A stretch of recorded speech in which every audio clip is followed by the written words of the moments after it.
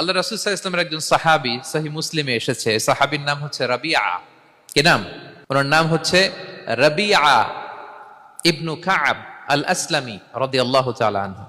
উনি বলেন, কুনতু আবিতু ইনদা রাসূলিল্লাহ, একবার আমি রাত্রিবেলা রাসূল সাল্লাল্লাহু আলাইহি ওয়াসাল্লামের সাথে ছিলাম, কোন এক কারণে রাসূলের সাথে রাত কাটিয়েছি।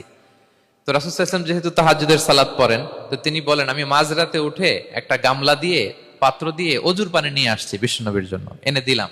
বিশ্বনবী এত খুশি হলেন, আমাকে বললেন, সাল, হে কাব, তোমার কি লাগবে চাও। উনি বললেন, আসআলুকা মুরাফাকাতাকা ফিল জান্নাহ। উনি বললেন, ইয়া রাসূলুল্লাহ, আপনি যদি কিছু চাইতেই বলেন তাহলে আমি জান্নাতে আপনার সাথে থাকতে চাই। দেখেন কিভাবে ওনারা সুযোগ কাজে লাগাতেন।